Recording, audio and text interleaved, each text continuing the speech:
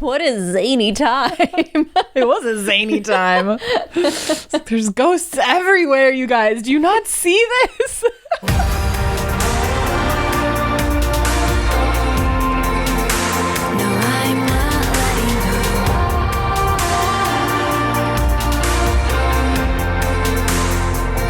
Hello and welcome to another episode of Goddess Hangs. Episode 39. Woo! 39 big ones. My name is Sadie. And I'm Juliet. Obviously. And we created Goddess Hangs, the podcast to make the world of spirituality, manifestation, magic, mindset more relatable, fun, lighthearted. Yeah. With a little sense of humor. Ding! Ding! Yes, here we are. 39 episodes in, coming up on the 1 year. Yeah. Make sure you're subscribed. Just before we even dive in, subscribe. Helps us out.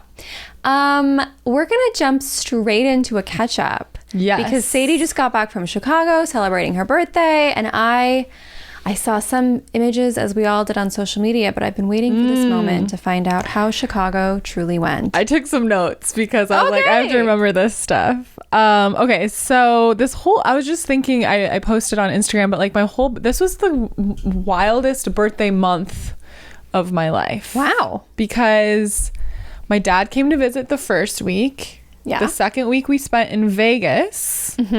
Getting paid really good money to do readings and having tons of fun. The third week I had my LA birthday party that was Halloween themed. Witch-tastic. And then the final fourth week was my actual birthday, August 29th. And I spent it in Chicago with my hometown best friends. It was like I couldn't have packed more into this birthday month. I tried. I love it. So Chicago was super fun. My best friend Juliana, Hoolies, her family owns a beautiful condo there that they've owned since we were in college. So like it was funny because on my Facebook memories, that pop up over the weekend, my memories are popping up from like past birthdays that I've spent there. I think I spent I don't know if it was my 21st. It might have been my 22nd, or it might have been both. I don't remember. Either my 21st or 22nd birthday I spent there, and then I spent my 30th birthday there. I love that.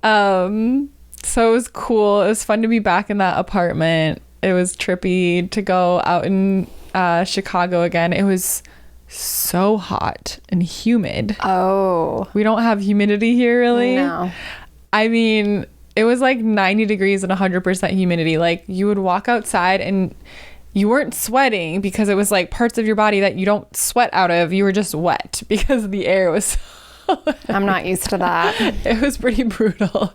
Then finally on my birthday, actually it rained in the morning and then the humidity broke. So I had a really nice day for my birthday. But it was funny going out and like the same like clubs and stuff. We did some different places, but being there like turning 30 versus like going to a club when you're 21.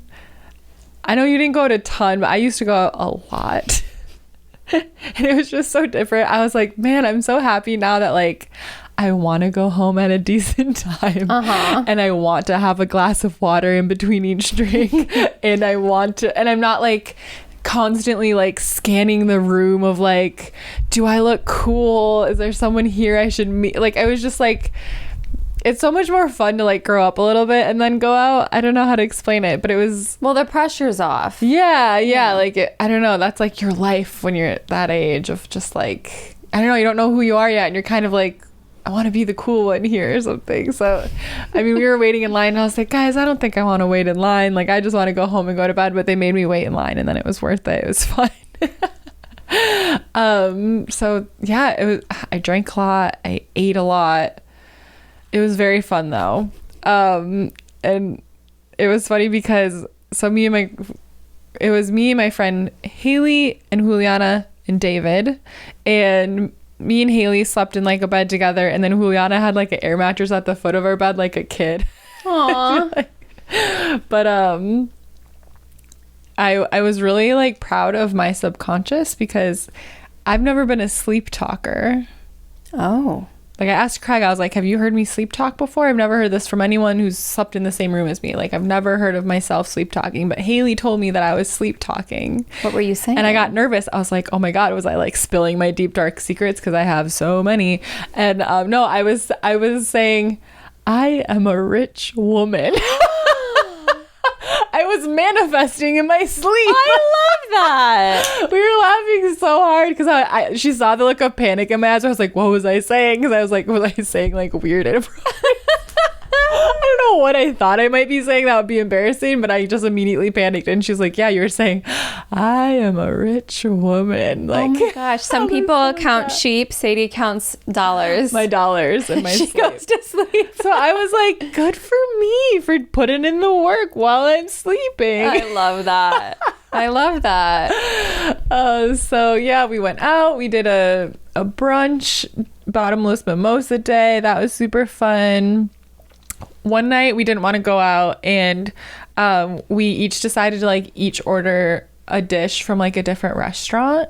Fun. So we did like Italian and Thai and like chicken wings, and like it was so fun to just have a buffet of like all these different foods. Would recommend if you're having like a girls' night or something. Yeah, just like have everyone order something or like bring something from somewhere different. Yeah.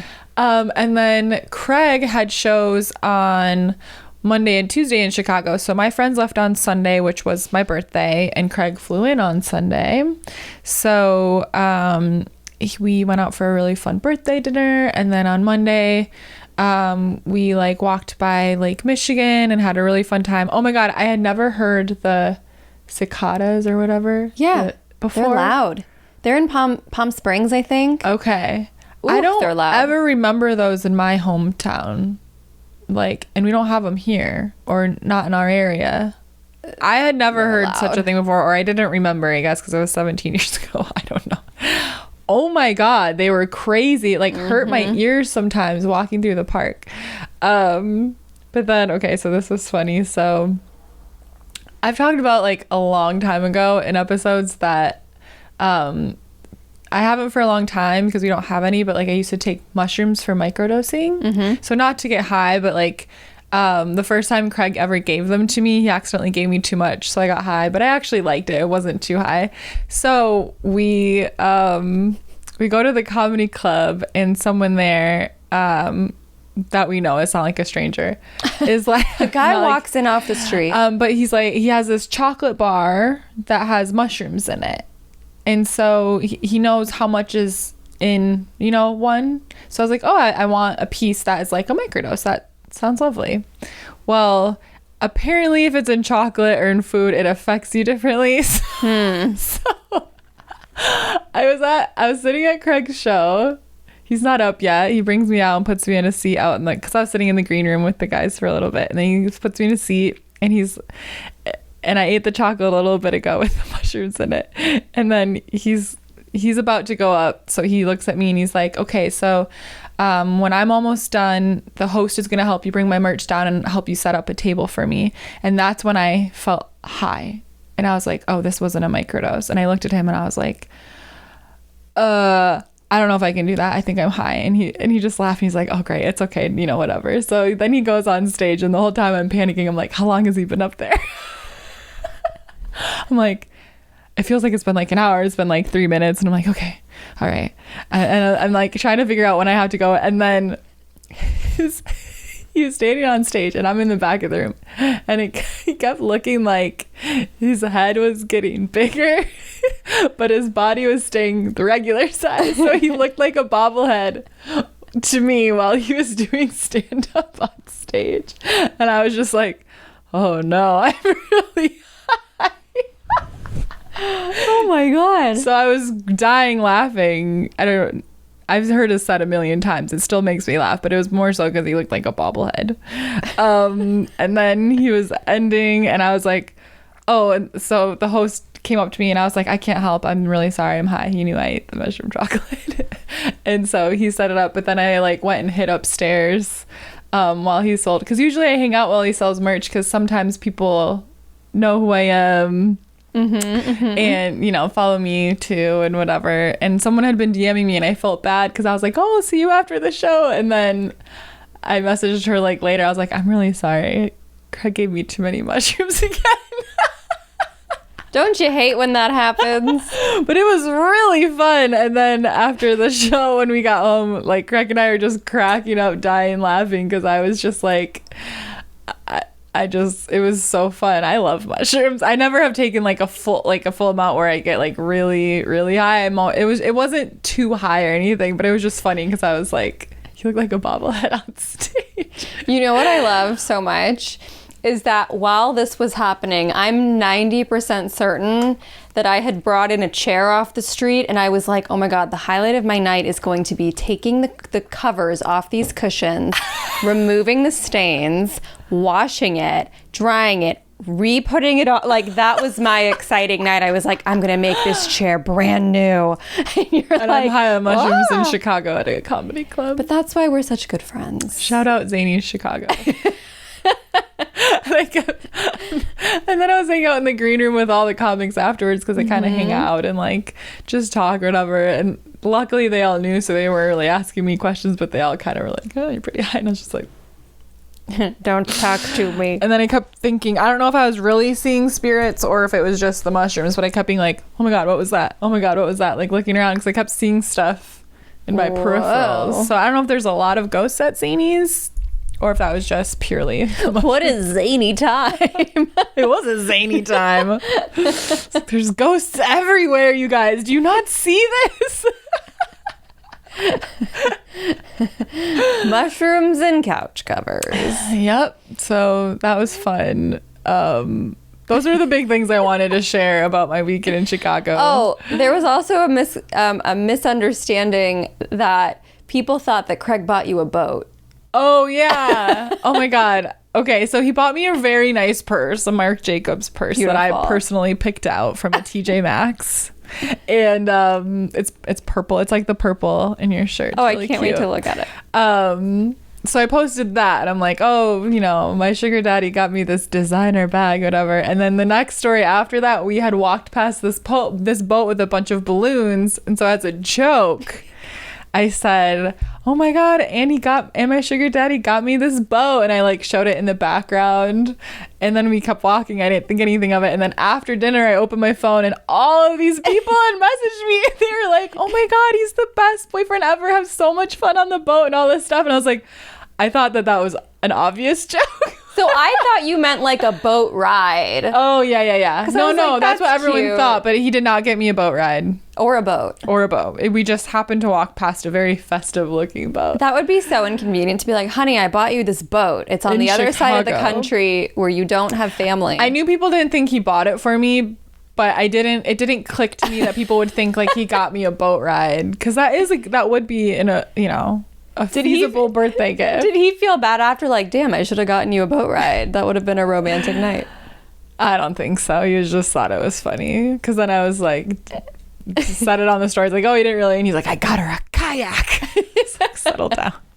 And then we didn't make a reservation because his flight got delayed. And then we didn't know what time we were going to go out to eat. So we went to like 5. It was Sunday night. We went to 5 different restaurants in Chicago and got turned away.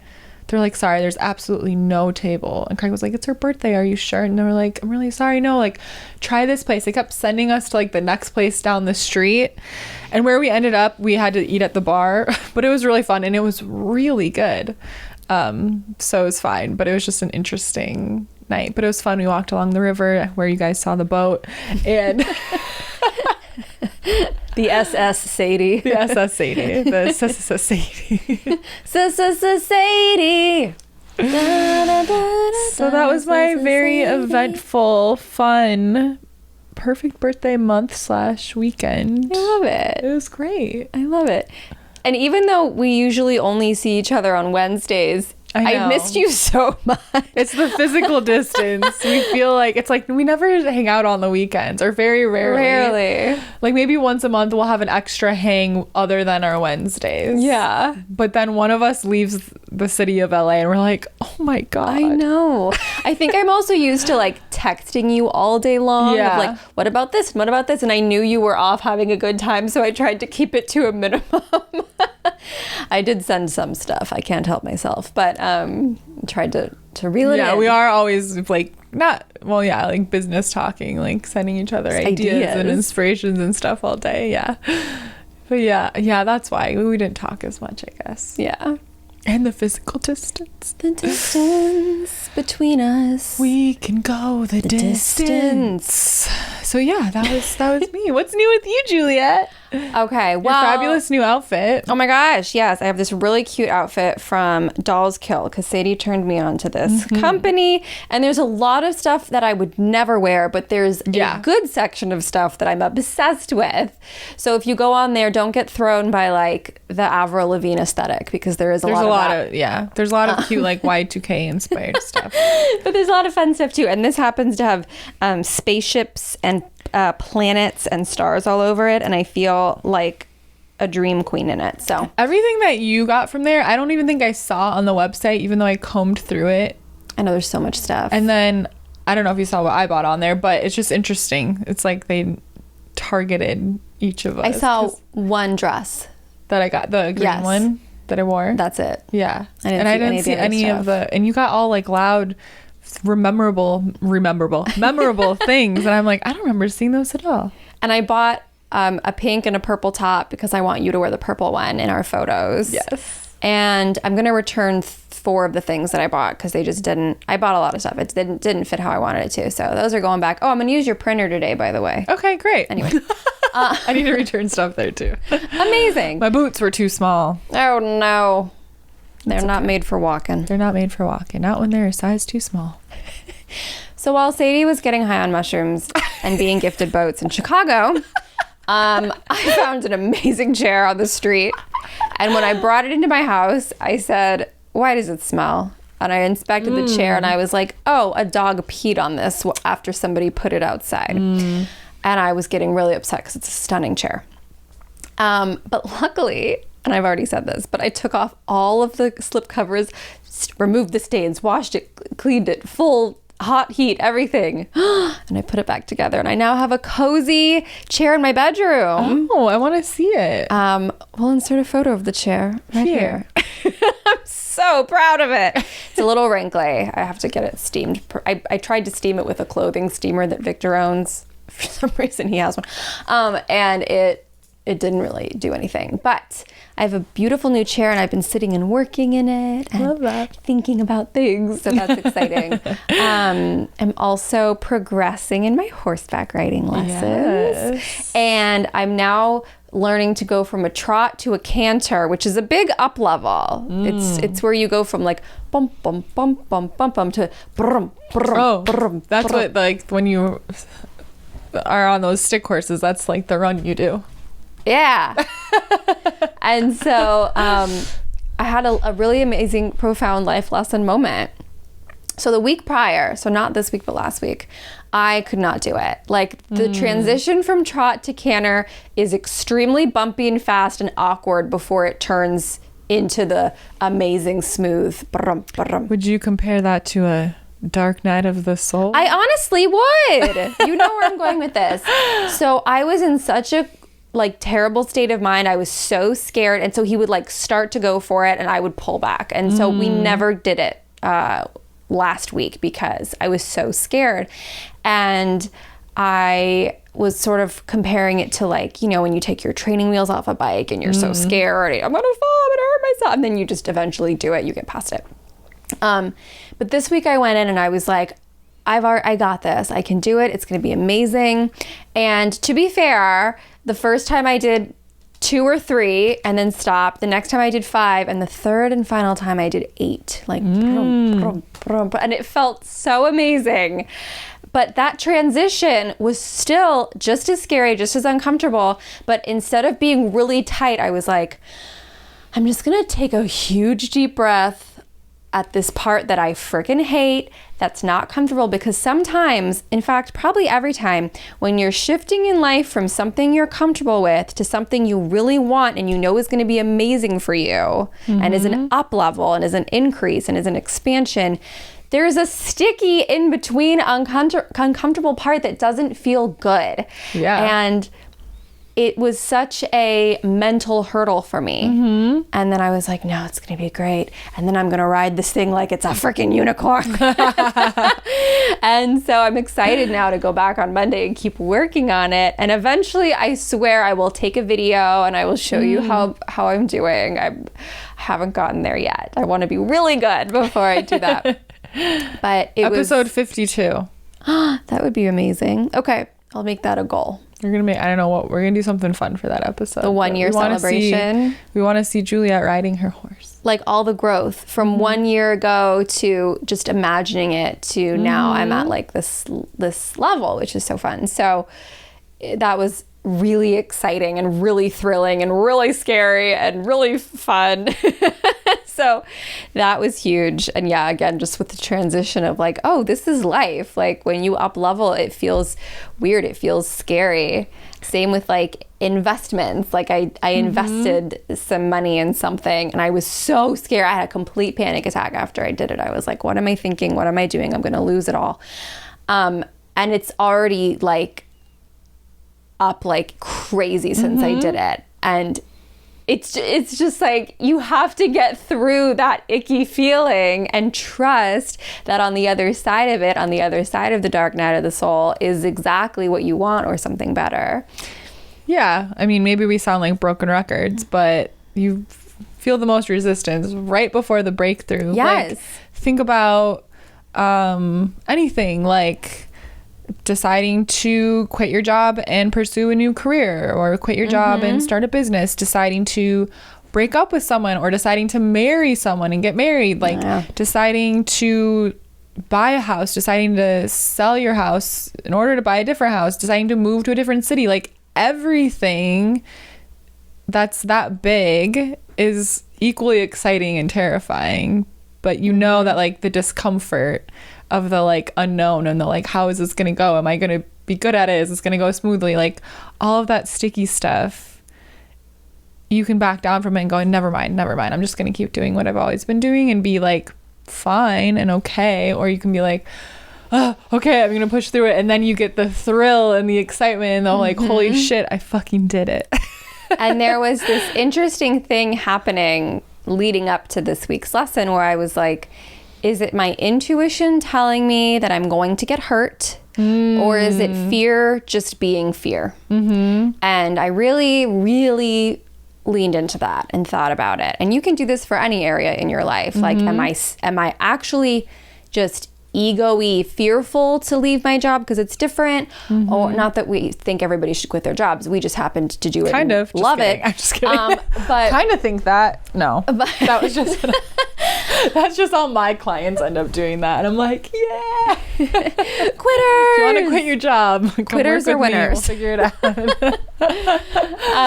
So it was like, just, you know, is this an intuitive feeling or is this a just fear? And what I have been able to do to decipher it is fear is like it's up here. Fear is like up in your chest and it feels like tightness and it's very gloom and doomy and it's intense and there's a lot of emotion with it. And I feel like intuition's further down. I feel like intuition's in your gut, in your stomach, in your solar plexus. I feel like intuition is just like a knowing. And even if the knowing is like, this is not a good time to do this. This is not a good time to leave. That is not a good person to trust. But you don't feel all those emotions with it. So if that helps you sort of differentiate. And what I realized was it was not a fear that stemmed from intuition. It was just a fear that stemmed from fear. And then once I was able to be like, oh, I'm totally fine. Yeah, I think most of it's a hard thing to teach and learn about yourself. Is like, when do I know if it's intuitive fear or ego fear? Yeah. But I like what you said about it, like so much intuition is in your gut. Like that's why they call it gut instincts, gut feelings. And the times where like, there's been times when I'm like walking at night and I got the gut fear, that like my stomach dropped, where it was just like across the street, even though I didn't see anyone or something. So that like my ego fear could like hear a squirrel make a rustle and be like, oh, there's someone that, you know, and freak out or something because of context clues. But no, like a a gut fear is different than a ego fear. I also, in my experience, feel like the ego fear tells me a million what ifs, and the gut feeling gives me a direction. So again, everybody might be a little different, but my ego fear might sound like, well, what if you fall, and what if you get hurt, and what if it goes terribly, and what if you become paralyzed, and what if da-da-da.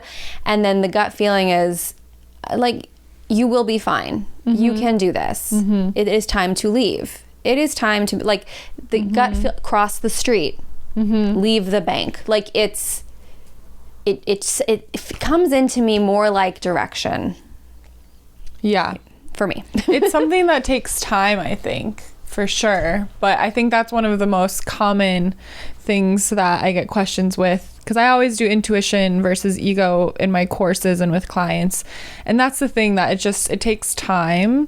And we have How to Be Psychic and How to Be Psychic Part 2, two different episodes that can definitely help you start working on that. But I think that's an interesting conversation of just like, well, what, because all fear isn't bad fear. Right. We need fear. We need to know when it's good to push boundaries, but it's also good to understand when you've reached a limit, or just like something not safe is around you or whatever. So yeah, how do we differentiate between the intuitive fear and the ego fear? And I think, I don't know, I think people feel it in different ways, but the gut never freaking lies. I also think the gut is like inexplainable.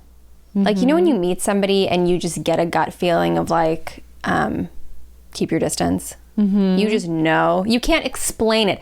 The ego thing you can explain, like, it tries to explain, I feel like. Yeah, it's like, I guess I could see why I'm having a fearful feeling about a horse, because people do fall off of horses. People do get hurt around horses. Like, da-da-da-da. Yeah. But if a gut feeling of like, it's time to go home now. Like, can I really explain because like maybe that? one day you would get a gut feeling of like, today's not the day to do that, because maybe your horse is more tired or something. There's something where like your gut would give you a sense of fear, and it would not be the same as like those other fears that you've been used to kind of like not battling with, but like working with. Like if you had a gut fear about working with your horse that day, it might be because of something. Yeah, the gut is so interesting. It's also weird to me because, let's just keep talking about the gut and gut feelings today. I feel like that's what we're talking about. I love it. But like, I know no one will ever believe me that I'm shy, but I am pretty shy. Like, remember when I first started working at the store, I was pretty quiet. Yeah. But I just like, I guess it's my gut. I just automatically feel, and it doesn't mean that certain people are like bad or something. I just automatically feel very comfortable and outgoing around some people. It definitely has to do with the size of the group, but then other people I'm shy around. And it doesn't mean they're not good. It's just like, I don't know. And my gut is just like, that's not going to be a strong connection for you. It's okay. Like, just be the quieter, but I can also be the life of the party with the right group of people. It's just so weird how I don't decide to be shy or outgoing, but I'm either shy or outgoing in any given like new set of people. I'm the same way. It just depends who I'm around. Because like I went to your birthday party with all your friends and felt very outgoing and not shy at all, but I could have walked, I think I kept telling you that night, because I was like, I just feel like I've known all of your friends as long as you have. But then I could have walked into the same, number of people with you, different people, and been like really shy and like barely talked all night. It's just so weird. Well, I think we're reading the energy without knowing that we are. Yeah. Because I also think I'm adaptable too. Like, in certain groups, I'm just much quieter. And then around other people, I'm such a freaking leader. It just completely depends. Yeah. I had a thought about the gut feeling. So since I was a little girl, my mom always told me your body never lies. Like, listen to what your body's telling you. If you feel like this person is unsafe, if you need to trust that and make a choice. And I think a lot of us have gone through life sort of making I don't want to say this negatively, but like inauthentic choices. Like, I really want to be doing this, but I'm going to do this instead. And we start piling those on, and then it becomes hard to even listen to our bodies. Totally. Because there's like this weight of a lot of obligation on us and choices that we made because we felt like it was the right thing to do. Or, you know, a big thing that I'm breaking out of this year, and I think you are too, is like this good girl. The weight thing. of obligation. I like that. Yeah, the weight of obligation. And so the people that I know or that I've worked with who have the hardest time tapping in, I think when they look at their lives, there's a lot of things going on in there that they would like to ultimately make different choices about and change and remove and shift and evolve. So if you're having a hard time feeling your truth and your intuition, it's time to start like taking inventory of like, do I feel good in my friendships? Do I feel good in my relationship? Do I feel good at my job? Do I feel good with, like, where are areas where you're like, you know, I ultimately want this, but I'm doing this instead? How can you align? It's all about, I know alignment is a word that gets thrown around a lot, and authentic is a word that gets thrown around a lot, but there's a reason that it is. Yeah, I think that's the journey we've been on in the past year, and we've talked about and we'll continue talking about, is just like becoming more and more ourselves. Yeah. And when you do that, when you become more and more just yourself and honoring like what you want and who you want to be around and who you want to be and what you want to wear and what do you want to act like and whatever, the more that aligns you.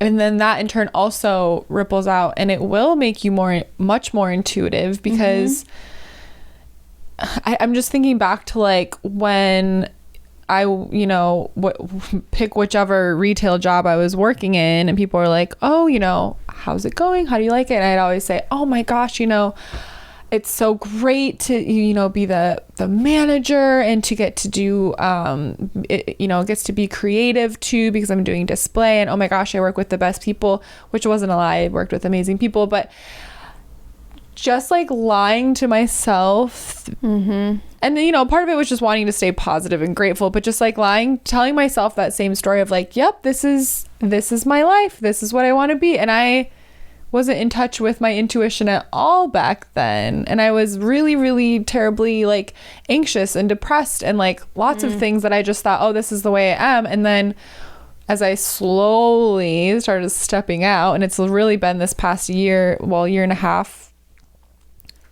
so many things fell away and became so much easier. And then the intuition, and then being able to intuitively read for other people on top of just myself. It's just like, that all started from just deciding like, oh, I'm not gonna live my life for someone else anymore. I'm gonna figure out how to live it for me and exactly how I want to live it. So if you're like, okay, I'm listening, you know, I listened to those other episodes that they said about how to tap into intuition, I still feel like I'm not getting it. Like, it's time to examine what's something, instead of like sitting down and, I don't know, meditating to try and feel into or something, like what's something you can do today that just makes you feel like you?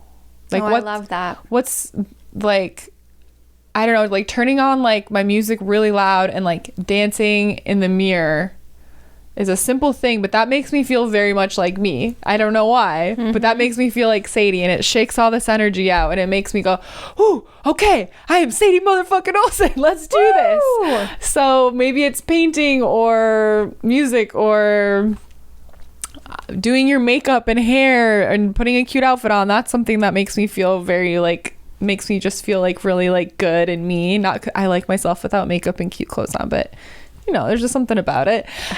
Do what makes you happy. But like, what, I don't know, just like stop worrying about it so much and just be like, who do I want to be today? And just like do it. Start little. Yeah, it's been fun to get to a point where even if people are judging the heck out of me, which first of all, I don't think they are, but if they are, I don't care. People care so much less than about you think. Than they're you worried about what you think about them more than they're thinking about you. When you're going, oh my God, they think my outfit's stupid, that person's going, oh my God, they think my outfit's stupid, like, or whatever it is, you know? Right. Like, I just, my my sense, I think I've mentioned this before, is that anybody who knew me long ago and finds me now is probably like, oh, she looks like she's having a lot of fun. Like, that's my guess. And maybe they're saying something negative, but it doesn't matter either way. Who cares? It really doesn't matter. It's probably just like we talked about in other episodes, triggers, because they're not quite living their life in alignment, and it triggers them to see someone figuring out how to live their life more in alignment. So hopefully it nudges them. Yeah. Ooh, gut feelings.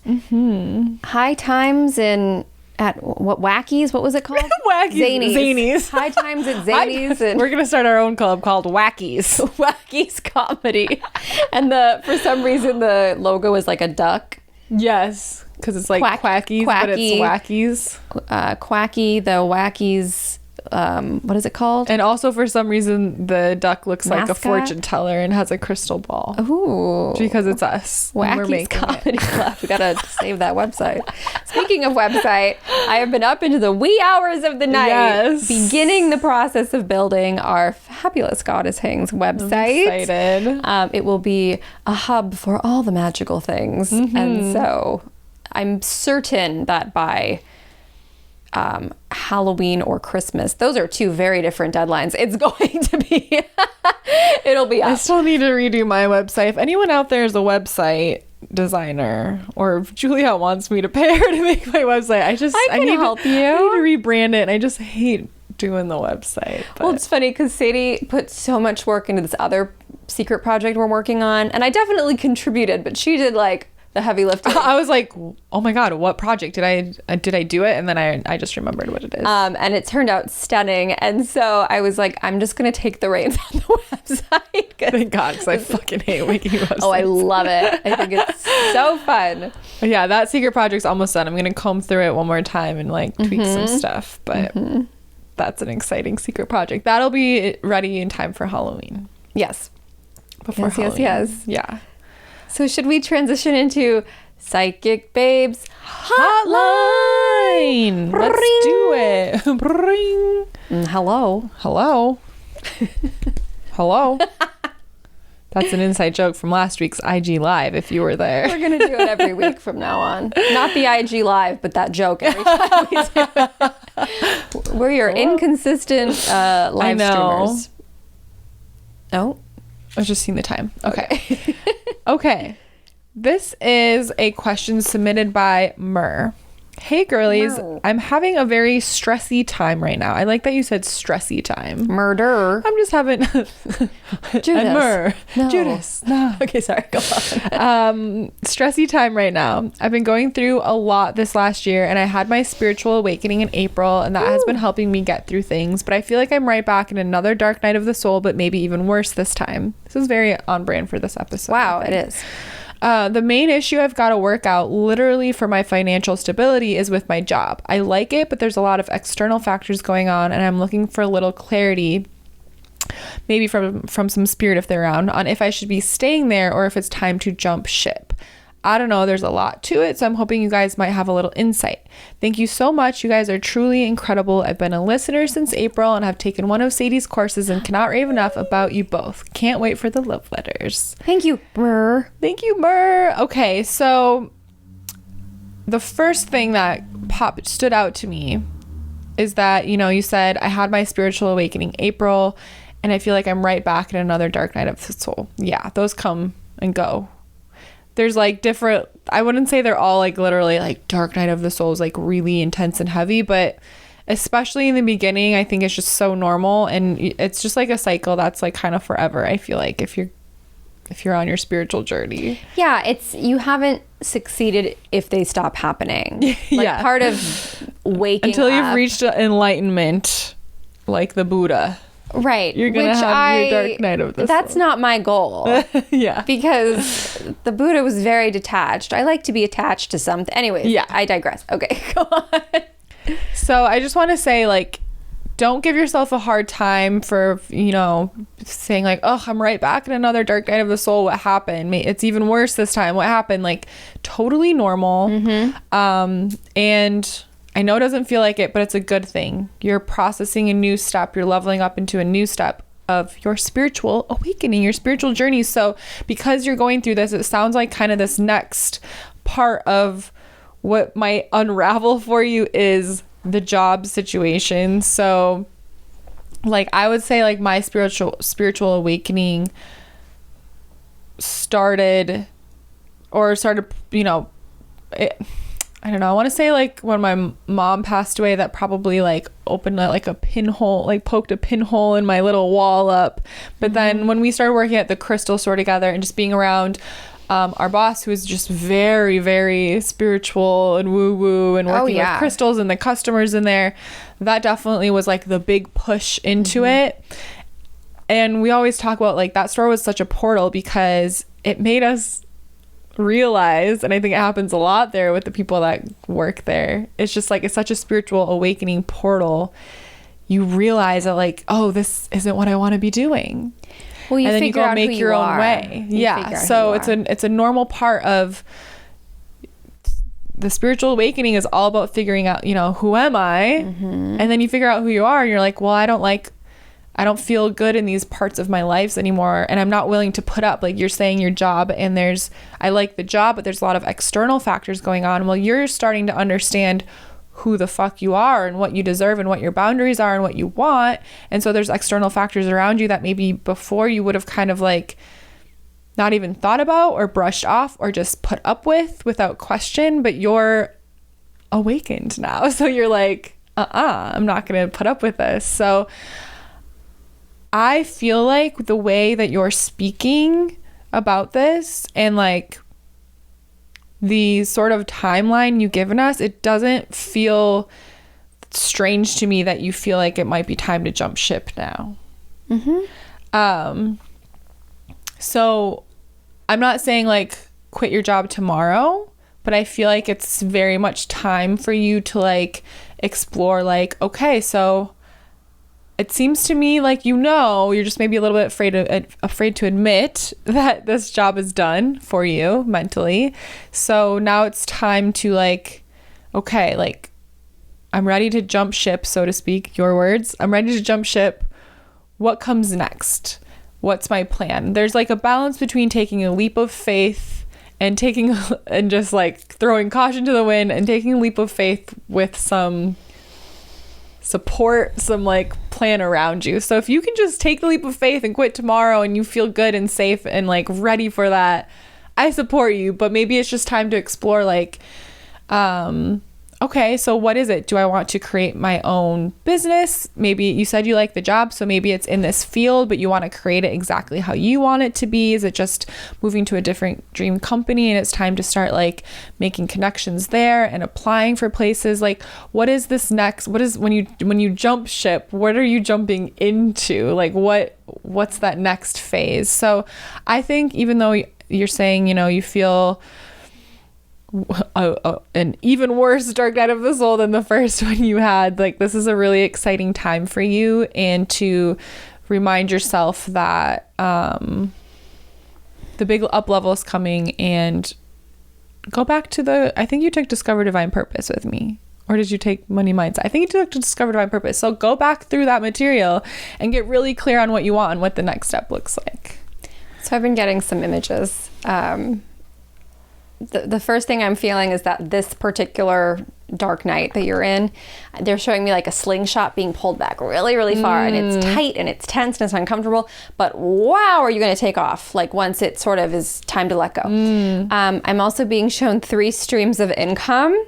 So I don't know if there's too much pressure on this one stream, and I'm hearing like think about others. I'm seeing 3 like brrr, and they're like brrr, like flipping the cash in 3 different places, and I'm being shown like white convertible, like luxury things, and I'm hearing 5 years time. So it's like not about you will have it in 5 years, but like can you try to do some timeline jumping like we chatted about, I think last week, and can you try to connect to the version of you 5 years from now, and what does she have, what is she, or what are they like, what do they have, what do they believe, how do they identify themselves, and can you sort of connect to that version of you's wisdom and direction?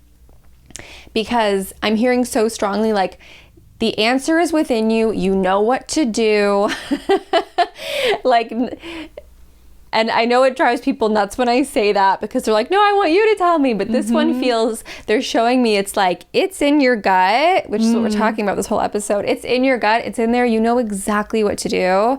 You just may be scared to take the leap. And so again, the 3 streams of income, just know that in this tension, you're building up actually momentum for a lot of change and takeoff.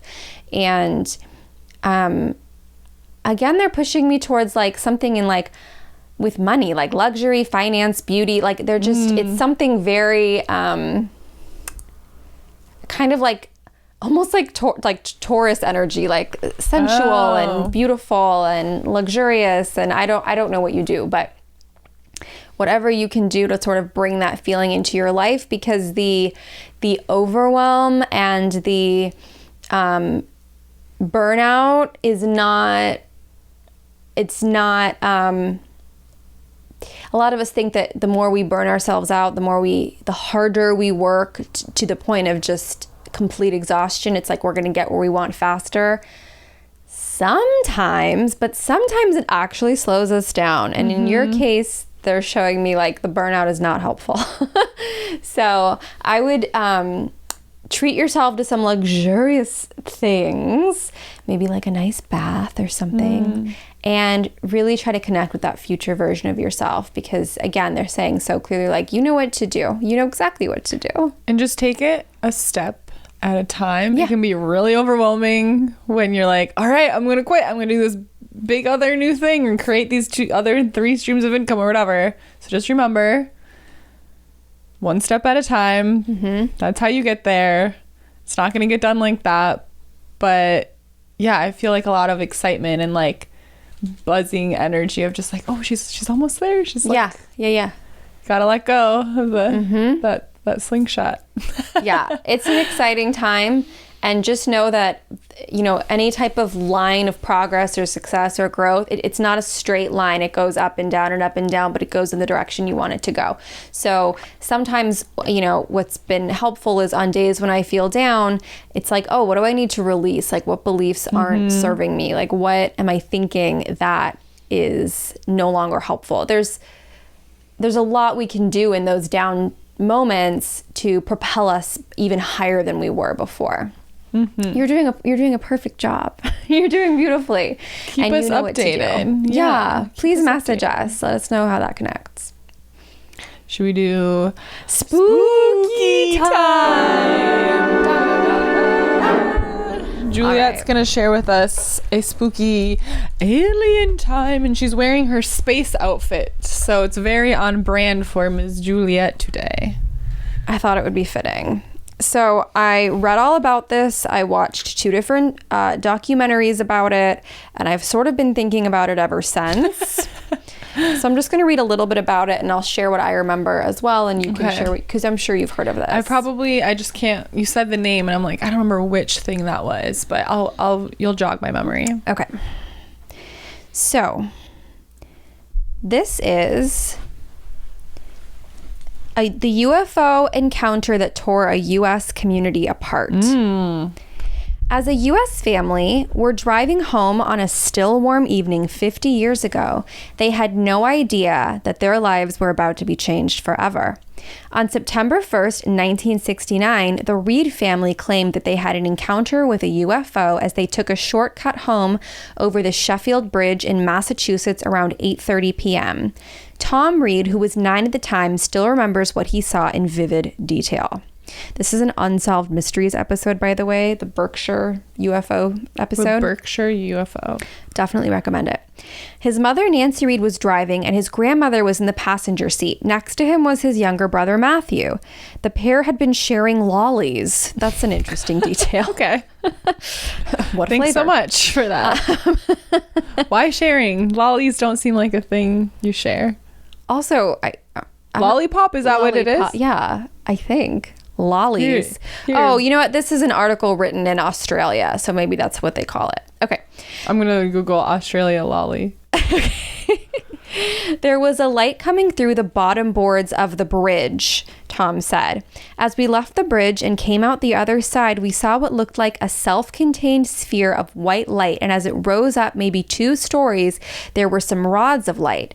They fired several thin directional laser-like poles of light from one side to the other. What did it say? It just means candy. Oh. Not a lollipop. I was like, No. that's not the kind of candy you share. Lollies, the more you know. The light then retracted into it, and the sphere slowly moved around the line of trees going in the same direction we were. My brother happened to notice a second round sphere off to the right of the car that looked like it was sitting underwater. At that point, everything felt odd to us. It was almost like being underwater, and as the car slowed, you know the tapping sound you get from being in a pool? The sound was stones tapping under the fender of the car.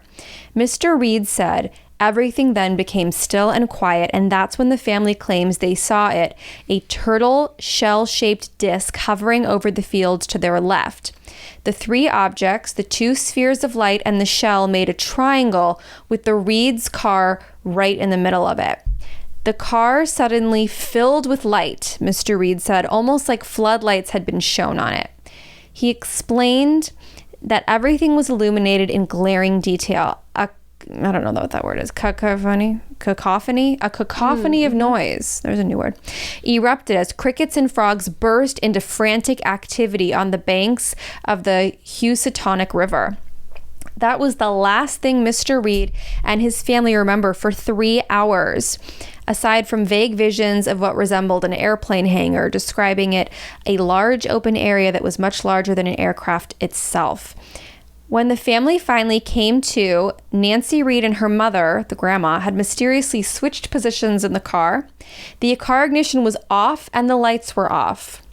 That night, across Berkshire County, about 40 residents from multiple towns reported seeing a UFO. But instead of bringing the community together, it tore it apart.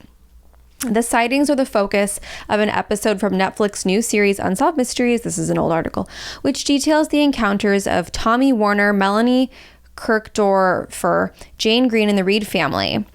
So they were abducted by the aliens. Yeah. And were they the only ones abducted? Do you remember? There was, I think the woman Melanie was. Let me say who wrote this so I give them credit. This article was written by Raffaella Cicerelli for the 9 News AU. Let's see if there's anything else here. So this is what happened. Basically, he was bullied as a 9-year-old for talking about it. The family was harassed. People were following them. Police had to eat at their diner to keep the peace. People just didn't believe them, and they gave them such a hard time. And basically, this was recorded as the first historically true UFO encounter. He passed a polygraph test, and let's see, they put that monument outside this park. It's called the Tom Reed UFO Monument Park, and he wanted to create a safe space where people could gather and talk about what they remember, because there were like dozens of people who saw things, experienced things. It was quite wild. Wow. And there was also, I found this other thing. He goes, do I think there was an off-world presence that caused us to be removed from the car? Absolutely, 100%. I can tell you I saw something extraordinary and we were surrounded. The spheres were certainly working in conjunction with the craft. And then let's see.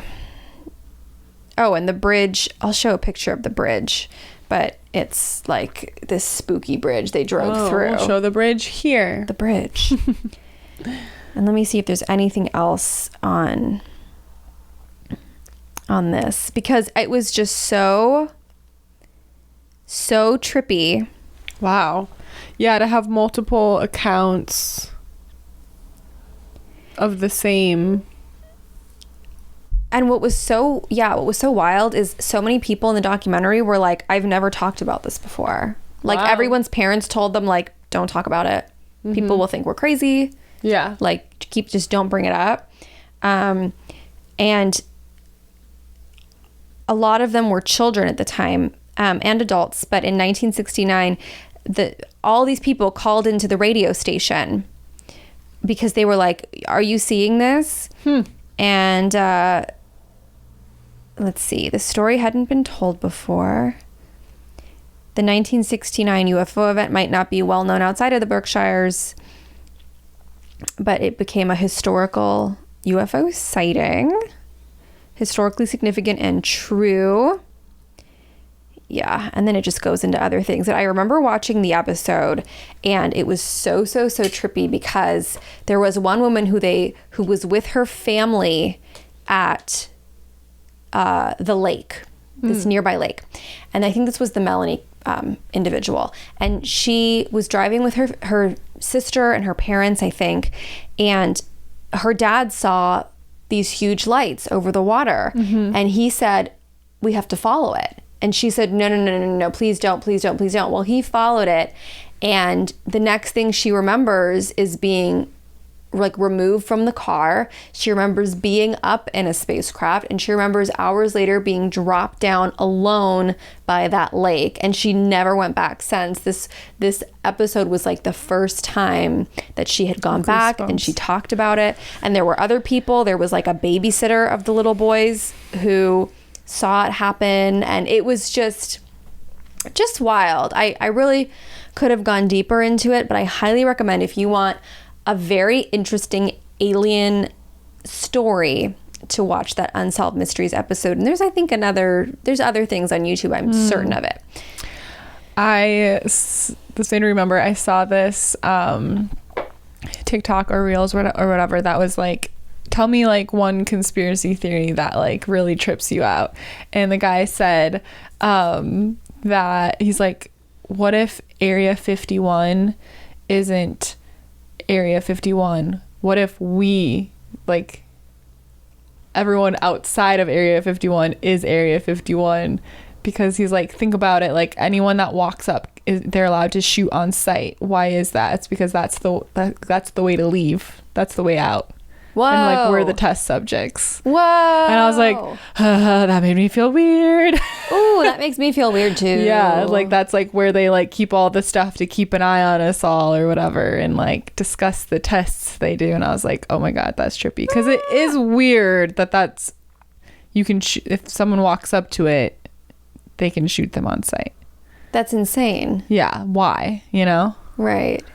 Because we would just be leaving our test anyways. Oh my gosh. I don't know if I believe that, but it really made me trip out. And I was like, that's a great question. And now I have to go learn more about Area 51. I know, that needs to be our homework for this week. I really, really, really want to plan a trip to Roswell. Let's New do Mexico. that. We need to plan that. Did you ever watch the show Roswell? With Katherine Heigl in it? No. Oh my God. It's a teenage drama. There's love. There's magic. Are there aliens? But it's about aliens.